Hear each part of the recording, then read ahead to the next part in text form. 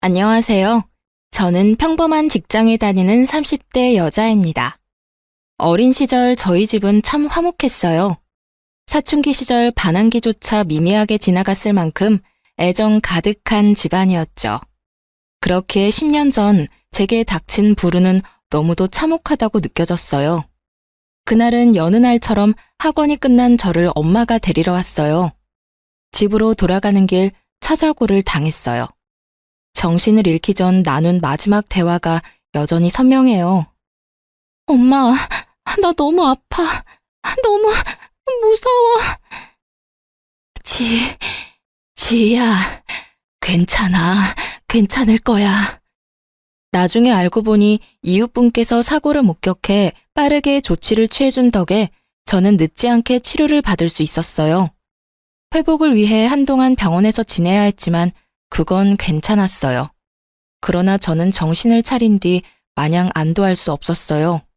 왜냐하면 엄마는 이미 세상을 떠난 뒤였으니까요. 그 충격이 너무 커 저는 몸이 회복된 후에도 완만한 생활은 할 수 없었어요. 외상 후 스트레스 장애가 생겨 사고가 나기 전처럼 지낼 수 없었거든요. 저는 차에 올라타기만 해도 온몸에 땀이 송글송글 맺힐 정도로 극도의 긴장감을 느꼈기에 장거리를 차로 이동한다는 건 꿈도 못 꾼 채 지냈어요. 그래도 남은 가족들 덕에 저는 서서히 일상을 찾아갈 수 있었어요. 그리고 엄마를 사고로 떠나보낸 지 7년쯤 되었을 때 예비신랑을 처음 만났답니다. 예비신랑이 이직을 해 제가 다니던 회사에 저의 상사로 입사하게 되었죠. 안녕하세요. 김성훈입니다. 앞으로 잘해봅시다. 네, 최지희입니다. 잘 부탁드려요. 지희 씨는 좋겠네. 이렇게 잘생기고 능력 있는 상사도 만나고. 이렇게 멋지고 아름다우신 분들과 함께 근무하게 되어 제가 영광입니다. 팀장님은 평소 남직원의 칭찬을 자주 하던 분인지라 한 귀로 듣고 한 귀로 흘리는 편이었지만 이번만큼은 공감이 가더라고요. 뿐만 아니라 저를 콕 집어 말한 것도 아닌데 예비신랑의 말에 괜히 얼굴이 붉어지기까지 했죠. 아마도 저는 예비신랑을 보고는 첫눈에 반했던 것 같아요. 예비신랑은 당시 제 시선에선 완벽에 가까운 사람이라 생각했어요. 회사에서 스카우트 제안을 했을 정도이니 인정받은 것은 물론 훤칠한 외모에 활기찬 성격까지 돋보이던 사람이거든요. 그렇기에 예비신랑은 사내에서 인기가 꽤 있었어요. 지희 씨는 일할 맛 나겠네. 그러게, 자기는 무슨 복이 있길래 굴러들어온 상사가 성우님이니? 배울 점이 참 많은 분이죠. 덕분에 전보다 업무 효율이 많이 올랐어요. 하지만 본의 아니게 저는 여직원들의 질투 대상이 되기도 했어요. 제가 눈에 띄는 편은 아니라 근무하면서 단 한 번도 구설에 올라본 적 없는데 예비신랑의 입사 이후 많은 여직원의 입방아에 올랐거든요. 요즘 이 팀 최주임 얼굴에 웃음꽃이 다 폈더라. 난 그런 모습 처음 봐. 패션은 또 어떻고요? 당장이라도 꼬리칠 기세던데요? 성우님이랑 거의 붙어있다시피 하던데 부러워 죽겠어요. 나중에는 그런 구설수가 예비신랑 귀에까지 들어갔어요. 그때부터였던 것 같아요. 유독 적극적인 태도로 저를 대했던 것 말이에요. 자기로 인해 제가 꽃뱀, 불려우 같은 꼬리표까지 달게 되었을 때 예비신랑이 저를 대하는 모습이 눈에 띄게 바뀌었거든요. 그런데 그 추문이 계기가 되어 저와 예비신랑은 눈이 맞았고 그렇게 사내 커플로 발전하게 되었어요. 예비신랑과의 인연은 제게 너무도 특별했고 또 소중했어요. 제게 생긴 스트레스 장애가 예비신랑의 노력 덕에 정말 많이 좋아졌거든요. 물론 차를 탈 때 여전히 긴장은 됐지만 한두 시간 정도의 거리는 자동차로 이동이 가능할 정도로요. 거기다 예비신랑은 우리 가족에게도 각별했어요. 엄마를 잃은 후 오랜 세월이 흘렀음에도 우리 집은 종종 가라앉은 분위기가 맴돌곤 했어요. 하지만 예비신랑이 왕래하면서부터 훨씬 사람 사는 분위기로 바뀌었죠. 아이고, 우리 성훈이 왔네. 내가 예비사위 오는 날을 손꼽아 기다렸어. 아빠도 참, 그렇게 부담 주지 마. 자꾸 그러면 우리 집에 놀러 오고 싶겠어? 저도 아버님 뵙는 날만 손꼽아 기다렸는데 통했네요. 자기야, 부담이라니. 난 너무 감사하고 좋아. 친정아빠는 언제나 예비 신랑과 함께 보내는 시간엔 들떠 있었어요. 딸들만 있어서 아들이 있다고 느껴지는 순간이 기쁘다고 했죠. 제 예비 시부모님도 참 따뜻한 분이었어요. 저를 처음 봤을 때부터 상냥히 대해주셨고 엄마를 잃은 제가 안타깝다며 잘 살펴주었답니다. 특히 예비 시모가 제게 신경을 많이 써주었어요. 어딜 가든 뭘 하든 저를 챙겨 함께하곤 했어요. 저는 그런 예비 시모에게 깊은 감사를 느꼈죠. 결혼만 안 했다 뿐이지 양가 부모님 모두 우리를 이미 가족과 다름없이 대했어요. 그렇기에 내 생에 이런 감사한 인연이 또 있을까 싶을 만큼 저는 예비 신랑에 대한 감정이 나날이 깊어갔죠. 딱 하나, 제게 남은 시련이 있다면 차를 타는 것은 어느 정도 나아졌다고 해도 여전히 운전대를 잡는 건 어려움이 크다는 것이었어요. 그 탓에 저는 제 차가 있었음에도 사고 이후 단 한 번도 몰아볼 수 없었어요.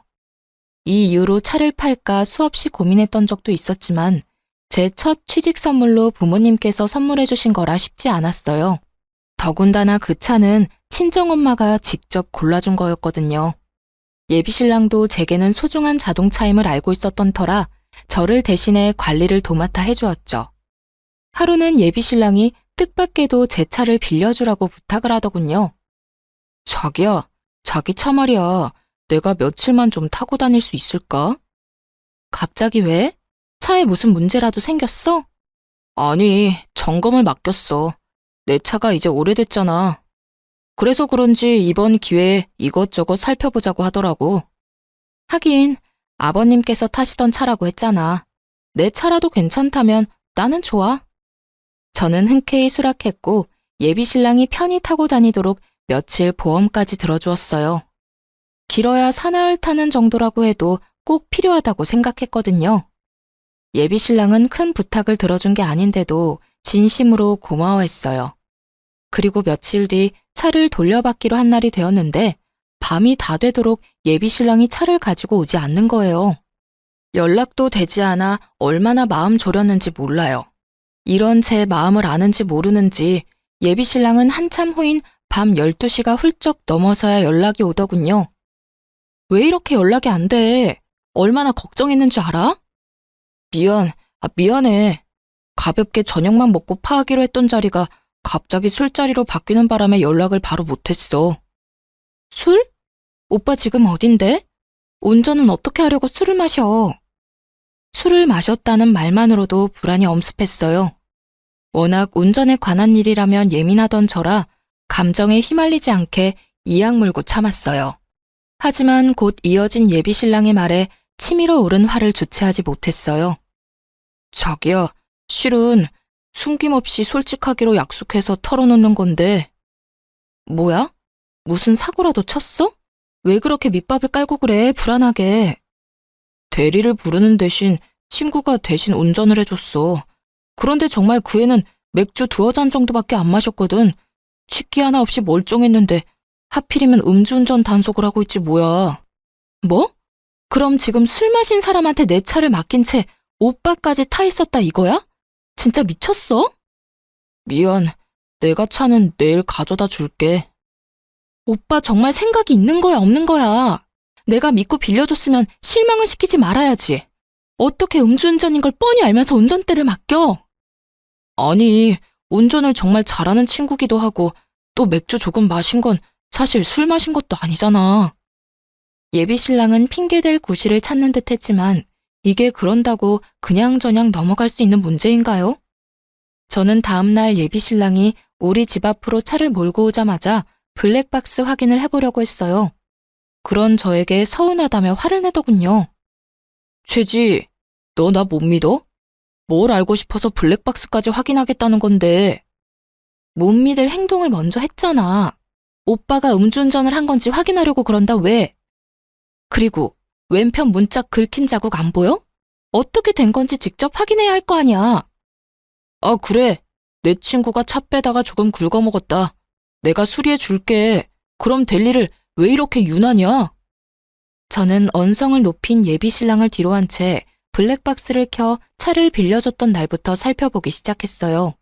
그리고 곧 또 다른 사실을 알게 되었죠.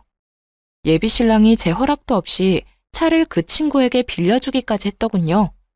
알고 보니 자기 차를 정비소에 맡겼다는 것부터 거짓이었어요. 제게 차를 빌릴 구실일 뿐이었던 거예요.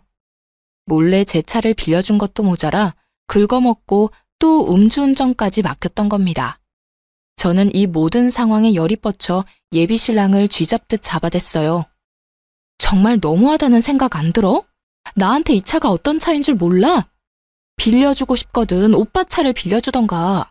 거짓말까지 치면서 이랬던 이유가 뭔데? 이러면서 뭐? 유난이라고? 자기야, 내가 미안해. 정말 진심으로 잘못했어. 그러니까 진정하고 이야기하자, 응? 나 무시하고 버린 이 상황에 진정 같은 소리 하고 있네. 일은 능력껏 척척 잘도 하는 사람이 이런 사리 분별도 못하는 게 말이나 돼? 도대체 왜 이러는 건데 왜? 자기야, 무시라니 절대 그런 것 아니야. 그날 제게 용서를 빌겠다며 음주운전을 했던 그 친구까지 제 앞에 데려와서는 다시는 이런 일 없을 거라고 빌더군요. 거기다 둘이서 책임지고 제 차를 수리해 놓겠다고 약속했죠. 물론 그런다 해도 제 화가 쉽게 누그러지진 않았어요. 다만 이번 일을 통해 예비 신랑이 생각을 고쳐먹겠구나 싶었어요. 실로 그날 이후 차에 관련해서는 좀 더 신중하려는 모습을 보여줬어요. 그래서 제게는 하나의 사건이라고 표현해도 될 만큼 문제의 날이었지만 더는 책잡지 않고 넘어가기로 했어요. 그 후 6개월쯤 지났을 때 저희는 양가 부모님께 결혼 허락을 받았고 얼마 지나지 않아 상견례까지 하게 되었어요. 그렇게 본격적으로 결혼 준비를 하기 시작했죠. 그런데 모든 과정에서 어찌나 엄마 생각이 나던지 평소 잘 꾸지도 않는 꿈에 여러 번이나 엄마가 나올 정도로 사무치게 보고 싶더라고요. 그럴 때면 며칠을 감정이 널뛰기라도 하듯 오르락 내리락 요동을 쳤어요. 결혼을 앞둔 사람들은 싱숭생숭한 마음이 들기도 한다던데 그 때문이라 여기며 저 스스로 다독여가며 그렇게 결혼 준비를 이어갔죠. 하루는 친언니를 도와 조카들을 놀아주며 시간을 보냈어요. 간만에 누리는 여유라는 생각에 기분이 들떴어요. 그런데 친언니가 툭 던진 몇 마디에 깊은 고민에 빠졌습니다. 지희 너 아직 운전할 생각 없어? 갑자기 그런 건 왜 물어? 언니도 알잖아. 나 아직 운전은 무리라는 거. 그래도 결혼하면 금방 아이도 생길 텐데 괜찮겠어? 꼭 운전해야 할 필요는 없는 거 아니야? 애엄마라고 다 운전하는 것도 아니고 말이야. 꼭이라기보단 엄마가 운전할 수 있다는 게 육아엔 정말 큰 도움이 되거든. 언제가 됐든 운전할 마음이 조금이라도 있는 거면 지금부터 연습해보는 건 어떨까 싶어. 친언니의 말을 부정할 수는 없더라고요. 친언니뿐 아니라 주변에서도 운전하는 엄마들을 심심찮게 볼 수 있으니까요. 더군다나 남편이나 저나 적은 나이는 아니니 1년 정도만 신혼을 즐기고 바로 아이를 낳고 싶었어요. 그러니 친언니의 말에 절로 동요되었죠. 고심 끝에 저는 운전대를 잡아보기로 결정했어요. 못한다고 안 하면 평생 끝내지 못한 숙제로 남을 것 같았거든요. 그래서 친정아빠에게 운전 연수를 부탁했어요. 아빠, 나 운전 연습을 시작하려는데. 그게 정말이야? 그래, 이제 용기 내서 도전해봐야지. 잘 생각했다. 그치? 그래서 말인데 아빠가 좀 도와줘요. 잘 생각했다고 격려하던 아빠는 도와달라는 말에 적잖게 놀란 듯 보였어요. 말까지 더듬으며 말을 이었죠. 내가? 전문가한테 배우는 게 어떨까? 안전을 최우선으로 생각해야지. 아빠랑 몇 번만이라도 같이 연습해보고 자신감 조금 붙으면 그땐 학원 등록해서 연습할게. 제발, 응? 운전대를 잡는다는 생각만으로도 입이 바싹바싹 마르는데 낯선 사람을 옆에 태우고 운전을 한다는 건 제게는 아직 너무도 큰 어려움 같았어요. 그래서 무사고 경력 30년이 넘은 아빠의 도움이 절실했습니다. 그러다 보니 결혼을 앞둔 이 나이에 철부지처럼 졸라댔네요. 운전으로는 아빠도 베테랑이지 않느냐며 말이에요. 자식 이기는 부모 없다더니 저희 아빠도 제 부탁에 결국은 응해주었어요. 그렇게 주말에 2시간씩 제 차로 연습을 하기로 했답니다. 드디어 첫 운전 연습을 앞둔 전날 밤, 생각만으로도 긴장이 되어 한참이나 뒤척이다 잠이 들었어요. 그 탓인지 저는 꿈까지 꾸게 되었는데요. 그 꿈에는 이전에 왕왕 나오던 친정엄마가 평소와는 다른 모습으로 나왔어요. 다급하고 불안한 표정으로 무슨 말을 하고 싶은 건지 소리도 나지 않는데 연신 입을 뻐끔거리며 말을 하는 거예요. 엄마, 뭐라고? 소리를 내서 말을 해봐. 하나도 안 들려. 꿈속에서 제가 엄마를 등지고 몸을 돌리려는 그때 엄마가 제 손목을 확 잡아 끌며 소리쳤어요. 안 돼! 안 돼! 그 차는 안 돼! 저는 그 순간 번뜩 눈이 떠져 잠에서 깼어요. 결국 운전 연습을 하기로 한 날 아침, 찜찜한 마음에 친정아빠에게 연습을 미루자고 한 뒤 레커차까지 불러 제 차를 정비소로 옮겼습니다. 예비신랑은 주말엔 늦잠을 자는 편이라는 걸 알기에 제 꿈 때문에 쉬는 사람에게 이런 부탁을 하고 싶지는 않더라고요. 다행히 정비소에 도착하자마자 제 차를 점검받을 수 있었어요. 그런데 차를 맡긴 지 1시간도 채 되지 않아 정비사에게 연락이 왔고 저는 정비사의 말에 기함했습니다. 차주님, 이거 차가 완전 엉망진창인데요. 수리하려면 장난 아니겠어요. 네? 그게 무슨... 제 차랑 다른 차가 헷갈리신 거 아니에요? 지금 우리 정비소에 있는 차라곤 차주님 차뿐인데 헷갈릴 거 뭐 있어요? 그나저나 이 차로 운전 연습을 나갔다간 다시는 운전대 잡을 일조차 없을 뻔했어요. 점검 맡기길 천만다행이지. 저는 정비사의 말이 전혀 이해가 가질 않았어요. 최근에 예비신랑에게 빌려준 것 말고는 차에 올라타 본 적도 없는데 사고라니요. 무슨 말씀을 하시는 건지 도통 이해가 안 되네요. 거의 탈 일 없는 차라서 분기마다 꼬박꼬박 점검하는 거 아시잖아요. 어떻게 된 사정인지까진 나도 모르지만 내부만 보면 충돌 사고가 있었던 모양이에요. 이 정도로 망가지려면 사고도 꽤 컸을 것 같은데. 그 말을 듣는 순간 불현듯 떠올랐던 때가 있었어요. 사실 예비신랑이 갑작스럽게 입원했다며 연락이 왔던 적이 있거든요. 저는 정비사에게 양해를 구해 전화를 끊은 뒤 곧장 예비신랑에게 찾아갔어요. 잠이 덜 깼는지 부스스한 몰골로 현관을 열어주더군요. 저는 그런 예비신랑에게 물었습니다. 오빠, 입원했던 이유가 뭐라고 했었지? 갑자기 찾아와선 무슨 소리를 하는 거야. 태어난 지가 언젠데 그런 걸 물어? 내 차 말이야. 오늘 정비소에 맡겼는데 내가 이상한 소리를 들었어. 뭐? 갑자기 정비소에 차를 왜 맡겨? 그걸 어떻게 정비소까지 가지고 갔는데? 예비신랑은 제 차 얘기가 나오자마자 잠이 번뜩 깨는지 놀란 토끼 눈이 되어서는 묻더라고요. 저는 화를 누른 채 정비소에서 들은 이야기를 꺼냈어요. 하지만 예비신랑은 자신이 아니라며 어찌나 잡아떼던지 입원했던 걸 몰랐다면 깜빡 속을 정도였다니까요. 왜 맡겼는지는 중요한 게 아니야. 내가 사장님한테 이상한 소리를 들었어. 차 상태가 안 좋다는데 오빠 뭐 아는 거 없어? 차가 어디가 어떻게 이상하다는데? 설마 너 날 의심하는 거야? 응. 오빠 말곤 내 차를 타는 사람도 없고 오빠만큼 내 차를 잘 아는 사람도 없으니까. 내 차가 사고 차량 같다는데 어떻게 된 거야? 내가 그걸 어떻게 알아? 사고 차량이라니 말도 안 되잖아. 그리고 내가 이런 의심이나 받자고 그동안 널 대신해서 관리해준 줄 알아? 이런 대우나 받자고 내가 신경 써준 줄 아냐고. 솔직하게 먼저 털어놓았다면 좋았을걸. 끝까지 잡아떼고 억울하다는 듯 말하는 예비신랑의 태도에 저는 참을 수 없었어요. 혹시나 하는 마음에 정비사와 나눈 통화 내용을 녹음해뒀는데 그걸 이렇게 쓰게 될 줄은 정말 몰랐네요. 저는 예비신랑을 한참 노려보다가 말없이 녹음해뒀던 파일을 재생시켜 들려주었어요.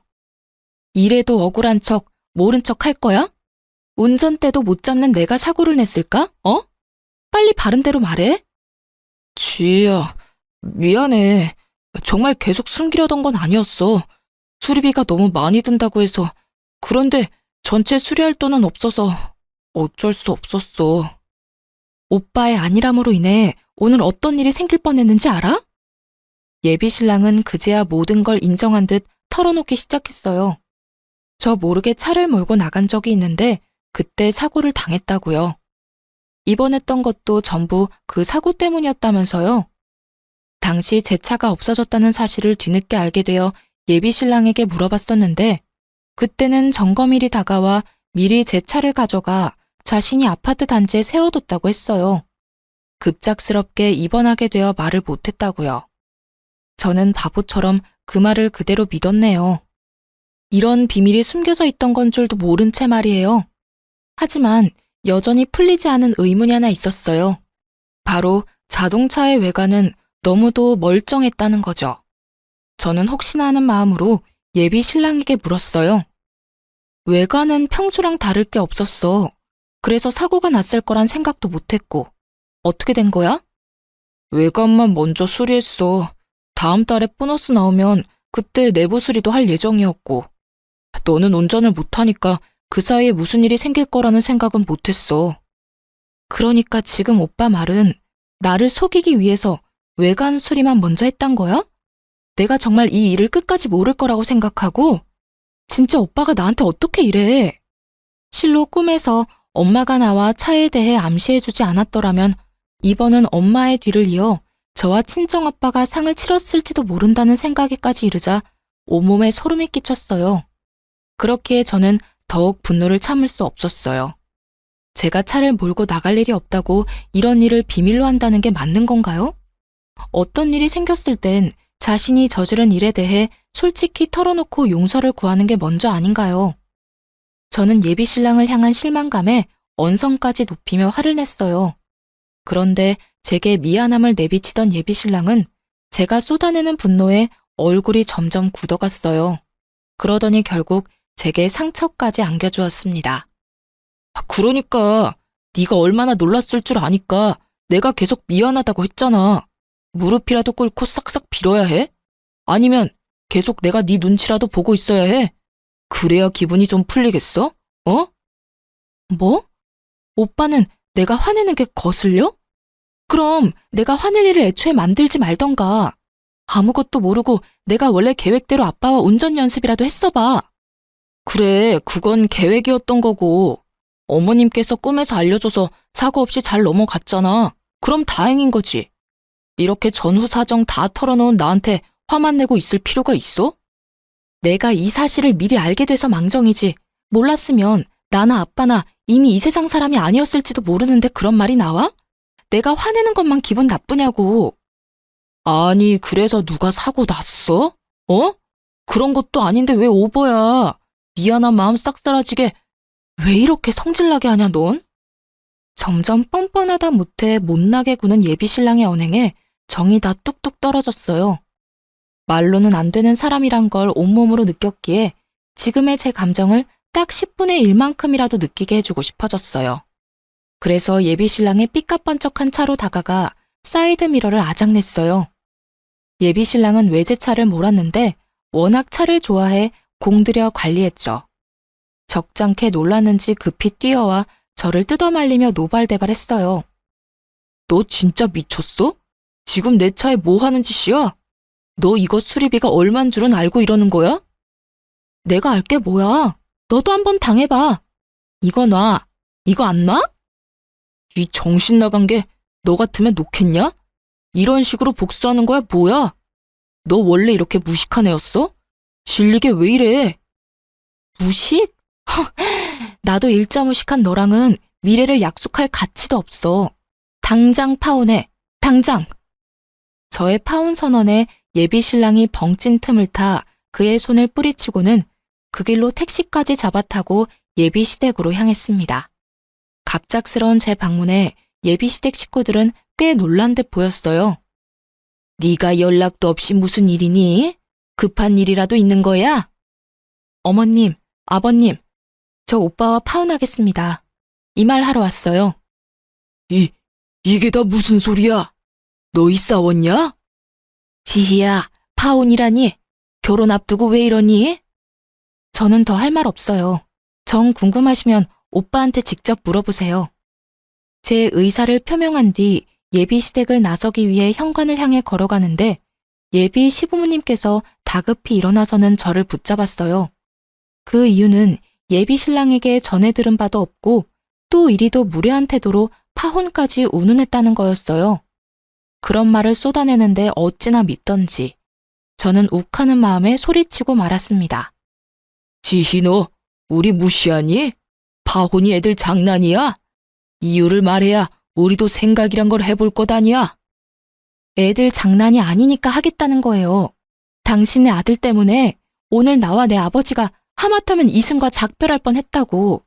그래서 끝이에요. 알겠어요? 제 말에 무슨 뜻이냐며 묻는 예비 시부모님을 뒤로한 채 저는 그곳을 나와 집으로 돌아갔어요. 하지만 파혼 선언을 했다고 모든 게 끝난 건 아니었어요. 예비 신랑이 수차례나 찾아와서 파혼할 수 없다며 반대했거든요. 자기야, 내가 그때는 경황이 없어서 그랬어. 도둑이 제발 저린다고 나도 딱 그랬던 거지. 그러니까 넓은 마음으로 한 번만 용서해줘. 응? 용서? 오빠가 그랬잖아. 아무도 안 다쳤으니 된 것 아니냐고. 그런데 이제와 무슨 용서? 왜? 이런 일을 버리고도 결혼은 해야겠니? 그게 내 진심일 리 없잖아. 그냥 화나서 홧김에 나온 말일 뿐이야. 어쨌든 입 밖으로 뱉었잖아. 물과 말은 주워 담을 수 없단 거 몰라? 그만 찾아와. 나 오빠랑 더 할 말 없어. 예비 신랑에게 찾아오지 말라고 하자 나중에는 예비 시모까지 저를 찾아와 설득하려 했어요. 하지만 좋은 관계였을 때만큼 저를 위하진 않으시더군요. 지희야, 우리가 좀 돈독했니? 나도 다 이야기 들었어. 네가 얼마나 놀랐겠니? 어떤 마음이었을지 충분히 이해한다. 내가 그 사실 알고 아주 혼쭐을 냈어. 그러니 이만 노여움 풀어주렴. 이게 혼 좀 낸다고 나아지는 문제는 아니잖아요. 어머님, 오빠는 저를 기만했고 그로 인해 큰일을 치를 뻔했어요. 그런 오빠를 제가 뭘 어떻게 믿고 살라는 말씀이세요? 원래 남자들이 철이 좀 없잖니. 다른 남자들이라고 안 그러는 게 아니란 말이야. 그리고 청첩장까지 다 돌린 이 시점에서 돌연 파혼이라니. 그건 하객들에 대한 예의가 아니지. 또 네 사사로운 감정 하나 맞춰주겠다고 우리 집안이 개망신 당할 순 없지 않니? 저는 망신을 운운하며 한 말에 열이 확 받았어요. 그런데 맞받아치려는 순간 이런 생각이 들더라고요. 진정한 망신이 뭔지 아직 모르는구나 하는 생각이요. 저는 진짜 망신이 어떤 건지 톡톡히 알려주고 싶어졌어요. 또 제가 원하는 대로 파혼해주지 않은 걸 후회하도록 만들고 싶었어요. 그래서 생각할 시간이 필요하다고 예비 시모를 돌려보냈고 며칠 뒤 예비 시댁을 찾아가 파혼을 무르겠다고 말했어요. 우스운 건 저를 설득하겠다며 찾아왔을 땐 할 말 안 할 말 가리지 않고 다 했으면서 막상 파혼하지 않겠다고 하니 그제야 제 눈치를 살살 보더군요. 그뿐일까요? 제 끼니까지 그렇게도 살뜰히 챙겨주더라니까요. 샐러드를 종류별로 대령하는데 그 꼴이 참 우스울 정도였어요. 덕분에 편하게 끼니를 챙기며 덤으로 다이어트까지 했네요. 그렇게 2주라는 시간이 더 흐르고 결혼식 당일, 저는 일찍이 예식 준비를 시작했어요. 예비 신랑은 자기들 계획대로 흘러간다는 생각에 기분이 좋은지 준비하는 내내 싱글벙글이더군요. 자기야, 오늘 너무 예쁘다. 우리가 이제 부부라니 우리 정말 잘 살자. 내가 잘할게. 그래. 저와 예비 신랑의 준비가 얼추 끝나갈 즈음 양가 식구들도 식장에 도착했어요. 예비 시부모님은 파혼 이야기는 없었던 듯 조금의 어색함도 없이 친정아빠와 인사를 나누더군요. 그러고는 제게와 너무 예쁘다며 입 바른 소리를 하는데 어찌나 가증스럽게 느껴졌는지 몰라요. 하지만 애써 그런 생각을 지우며 웃음 띤 얼굴로 반겼어요. 제게 특별한 이날 미리 초칠 수 없으니까요.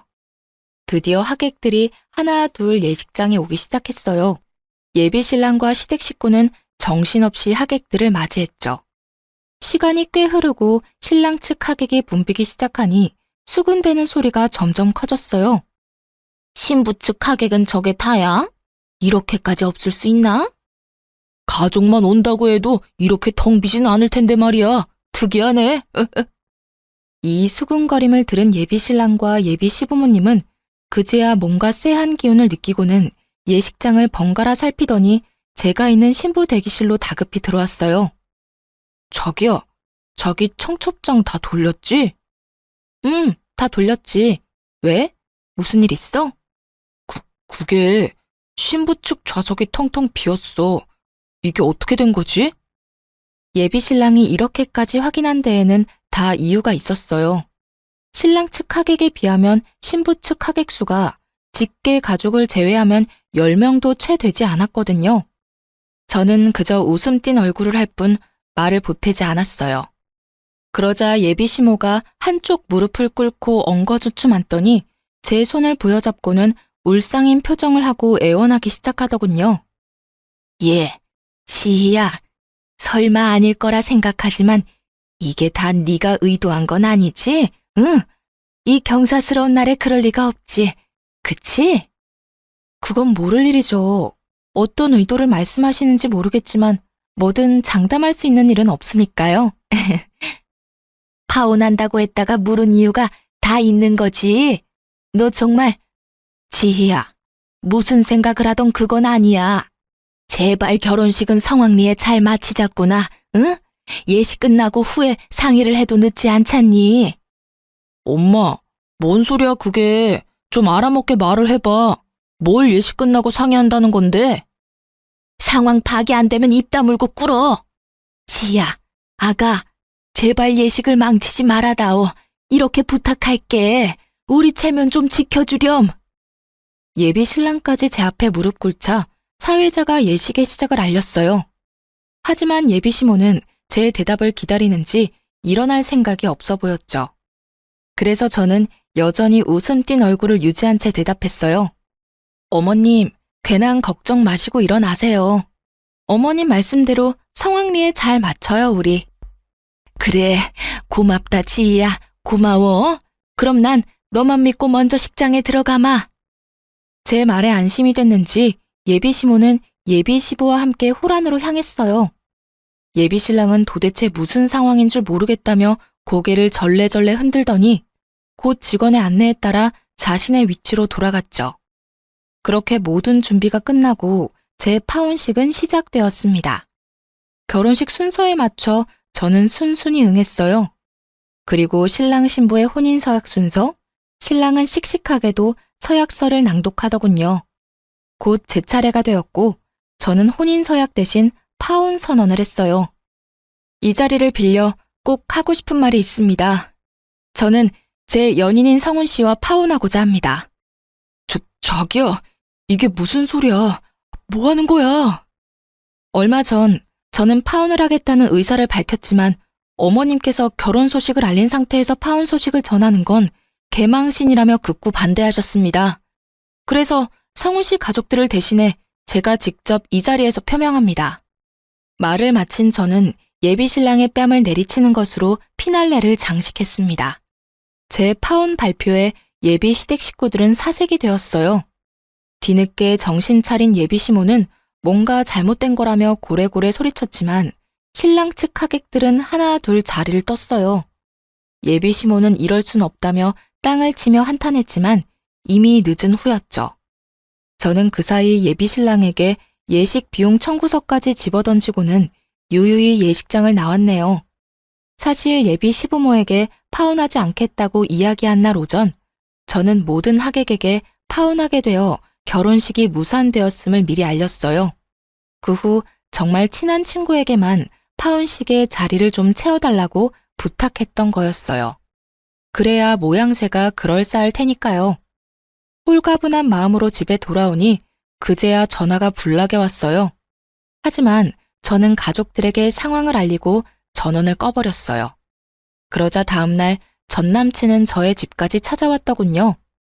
문을 열지 않으면 부수고 들어올 기세로 제 이름을 고래고래 부르며 행패를 부렸어요. 저는 이제 정말 관계의 종지부를 찍기 위해 맞섰죠. 남의 집에 찾아와서 곱게 기다릴 것이지 왜 무식하게 행패야 행패는. 내가 오빠 무서워서 문 걸어 잠그고 모르쇠 할까봐?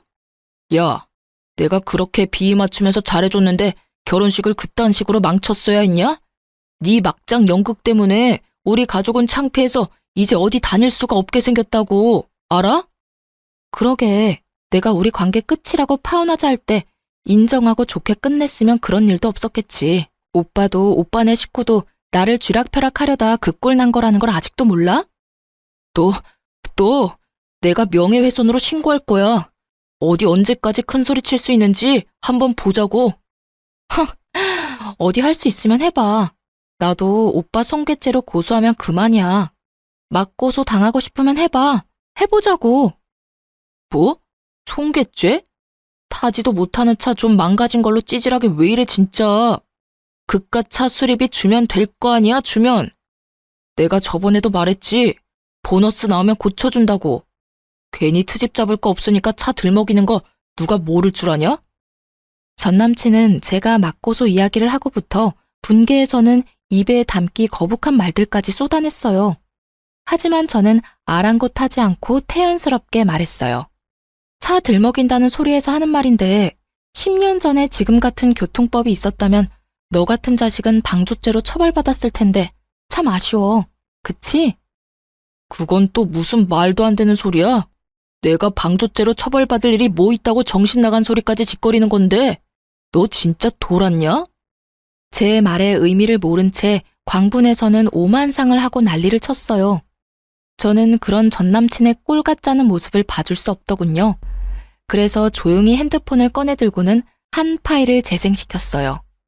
금방이라도 저를 어떻게 할 것처럼 위협적이던 표정과 행동이 일순간 사그라들더니 곧 전남친의 낯빛이 창백해졌어요. 네가 이걸 어떻게 가지고 있어? 세상에 평생 가는 비밀이 어딨겠어. 이래서 나쁜 짓 하고 못 사는 거야.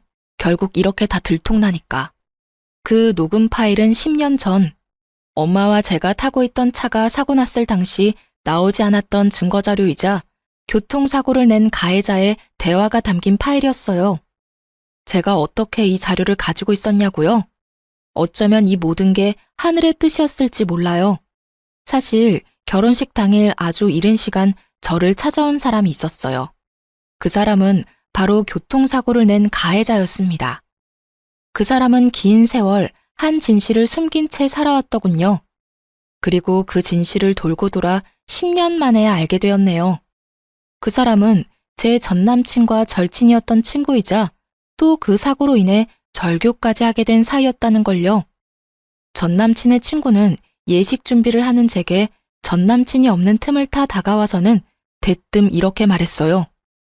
혹시 오래도록 한 번호만 쓰고 있는 게 맞다면 곧 파일 하나를 받아보게 될 거예요. 부디 꼭 예식장에 들어가기 전에 확인하시고 이 결혼에 대해 심사숙고해 보길 바래요.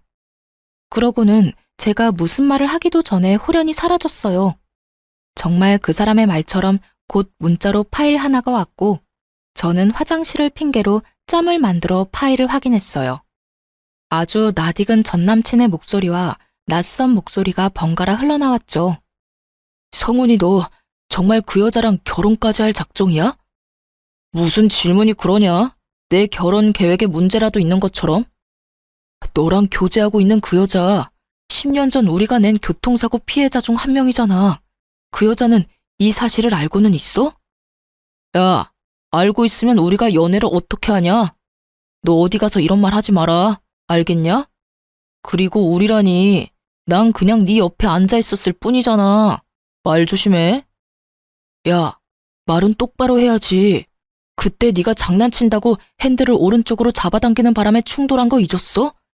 평생 죄스러운 마음으로 살아도 모자랄 판국에 그 여자랑 결혼이라니. 정말 사랑해서 결혼하려는 건 맞아? 성훈이 너 도대체 무슨 생각인 거야? 이 맹추 같은 게, 넌 이 나이 먹도록 사랑 타령이냐?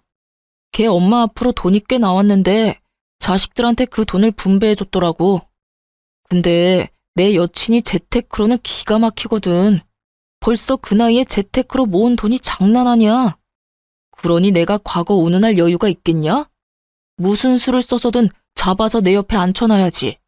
내 여친이 곧 내 노후인데 과거 따위 너랑 나만 잊고 살면 죽을 때까지 아무도 몰라.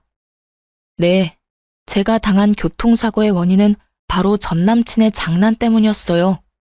핸들만 당기지 않았어도 아찔한 상황이 생겼을지 몰라도 제 엄마의 목숨까지 앗아가는 큰 사고는 면했을지도 모를 일이었던 거죠.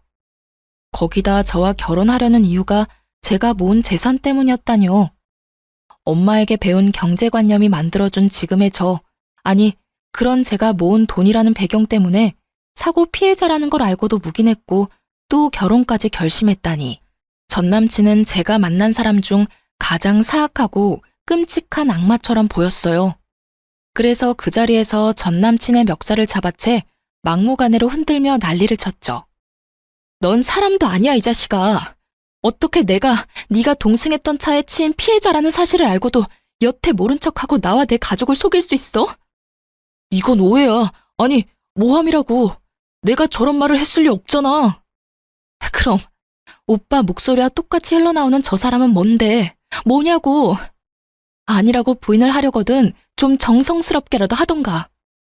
저는 한참을 전 남친에게 막말을 퍼부었어요. 그래도 분이 풀리지 않아 친정 식구와 전 예비 시모에게 꼭 밝힐 일이 있으니 당장 제 집으로 와달라 연락까지 했어요. 친정아빠와 전 예비 시댁은 다 근거리였던 터라 모두 한 곳에 모이는 데까지 시간은 얼마 걸리지 않았어요. 전 예비 시모는 불쾌함을 드러내며 격양된 목소리로 저를 채근했죠. 네가 말한 밝힐 일이란 게 뭐냐? 피차 얼굴 마주하고 있을 사이는 아니니 빨리 하고 끝내. 그리고 넌 내가 가만 안 둘 테니까 각오하는 게 좋을 거야. 저는 전 남친의 만류에도 곧바로 녹음 파일을 틀었어요. 10년 전 사고를 알고도 모른 척 저와 결혼하려던 사실이 모두에게 밝혀지자 친정아빠는 분노에 전 남친의 멱살을 잡고 얼굴을 수도 없이 내리쳤어요. 잔뜩 겁에 질린 전 남친은 그제야 제 앞에 무릎을 꿇었죠. 그리고 전 예비 시모도 더 설 자리가 없게 되자 그제서야 우리 가족에게 굴복해 그들은 하루 꼬박 손이 발이 되도록 싹싹 빌어댔어요. 하지만 개버릇 남 못 준다고 비는 그 순간에도 알량한 자존심은 챙기고 싶었는지 전 예비 시모가 이러더군요. 옛날 일이고 사고를 낸 사람이 제 아들이 아니란 건 변함없어요. 당시 제 아들에게 죄를 묻지 않은 건 다 그만한 이유가 있기 때문이겠죠. 돈 때문에 지희와 결혼까지 하려 했고 그 사실을 알고도 묵과한 것에 대한 사죄를 드리는 겁니다. 지금 시시비비를 가려보자 이거예요? 어머님, 아니, 이제 아줌마라고 해야 맞나? 아줌마 죄를 묻지 않을 이유가 있던 게 아니에요. 그냥 아줌마 아들이 요리조리 잘 피해간 잠재적 범죄자일 뿐이지. 이 양반이 입만 살아가지고. 이보시오, 지금 법대로라면 음주운전 차량에 동승한 사람도 처벌 대상이라는 걸 몰라서 짓거리는 거요? 그리고 분명히 녹음 파일에 저 자식이 핸들을 꺾었다고 하잖아. 부모라면 언제고 자식 편이라지만 죄 지은 자식 두둔하는 게 옳은 거요? 남의 귀한 자식 범죄자 취급하지 마세요. 살면서 사소한 잘못도 안 하고 사는 사람이 있답니까? 그리고 벌써 공소시효도 지난 옛날 일로 왜 이렇게 구차하게 구는 건지 돈 보고 비밀을 숨긴 것은 인정하지만 그날의 일은 그만 끄집어내셔요. 아, 그럼 아줌마, 이건 어때요? 당신 아들이 몰래 끌고 나가 아작낸 제 차, 사고 났던 거 숨기려고 겉만 번지르르하게 고쳐놨잖아요. 이건 어떻게 하실 건데요? 이 사람은 보너스 나오면 고쳐준다고는 했지만 파혼까지 한 마당에 제가 그 말을 어떻게 믿어요? 그냥 깔끔하게 법대로 해요. 이전에 처벌받지 못한 거 덮어두고 새로운 죄목으로 법의 심판을 받으면 되겠네요. 그건 우리가 당장이라도 변상할게. 지희야, 법이라는 게 합의가 되지 않았을 때 필요한 거잖니? 너만 괜찮다면 우리가 주마. 새 차를 바꾼다면 그 값만큼 전부 줄게. 제발 다 끝난 마당에 지저분하게 헤어지진 말아주렴, 응? 제가 지금 수리비가 없어서 이래요? 그 차는 제게 정말 소중하다고요. 10년 전 떠나보낸 엄마와의 추억이 깃든 거라고요. 그런데 당신 아들이 다 엉망으로 만들었다고. 그걸 책임지란 말이야, 그걸. 미안하다. 그건 정말 미안해. 내가 어떻게 해주면 되겠니? 법적으로 하겠다고 무섭게 굴지만 말아주렴. 부탁이야. 내 아들 파혼까지 당한 마당에 더 꼬이게 할 순 없잖니? 그제야 전 예비 시모는 파혼당한 것을 순순히 인정했어요. 더 문제 삼지 못한 것 뿐이겠지만요. 그리고 더 나아가 전 남친이 망가뜨린 제 차에 대해 기존 수리비의 5배의 비용을 물어줘야 했어요. 제가 법대로 하자고 할까봐 먼저 발벗고 나서기까지 하더라고요. 법적 다툼만은 봐달라며 애원하면서 각서까지 썼으니 말이에요. 겉모습만으로는 상대를 파악하기 어렵다는데 훤칠하고 능력 있는 전 남친의 모습에 빠져 이 사달이 날 때까지 콩깍지가 씌었었구나 하는 생각마저 드네요. 지금은 파혼한 지 1년 반이라는 시간이 훌쩍 지났어요. 1년 전만 해도 전 남친의 소식이 심심찮게 들렸답니다. 우리의 파혼을 계기로 동창들 사이에서 돈 보고 결혼하려다 덜미가 잡힌 파렴치한이 된 듯 하더라고요. 제게까지 그 소문이 전해진 걸 보면 아마 전 남친은 동창회에는 얼굴 들고 다니진 못하지 싶어요. 그 소식을 마지막으로 전 남친에 관한 소식은 끊겼어요. 다시는 마주칠 일이 없길 바랄 뿐이죠. 꽤 긴 시간이 흐른 지금 저는 운전을 꽤 잘하게 되었어요. 파혼 사건을 계기로 엄마가 늘 우리 가족을 곁에서 살펴주고 있다는 것을 실감하게 되어 용기가 많이 났거든요. 제 첫 차였던 사고 차량도 잘 처분했어요. 수리비로 받게 된 비용으로 더 좋고 안전한 차로 바꾸게 되었거든요. 제 결혼은 찬란하지 못하고 끝이 났지만 그 덕에 저는 더욱 윤택한 삶을 살 수 있게 된 것 같아요. 내쳐야 하는 사람을 바로 알고 저를 위한 삶으로 채워갈 수 있게 되었으니까요. 비록 쉽게 잊혀질 기억이 아니지만 결혼에 대한 부정적인 생각이 들거나 하진 않아요. 그렇기에 언젠가 정말 선한 사람을 만나 사랑을 하게 된다면 제 부모님이 아름다운 사랑을 나눴던 것처럼 저도 그런 깊이 있는 사랑을 하고 행복한 가정을 이룰 거예요. 마지막으로 하늘에서 지켜보고 있을 엄마와 먼 훗날 재회를 하게 되었을 때 엄마 덕에 내 삶은 평안했다고 고맙다고 말해주고 싶네요. 그럼 시청자분들의 안녕을 기원하며 이만 마칩니다. 긴 사연 들어주셔서 너무 감사합니다.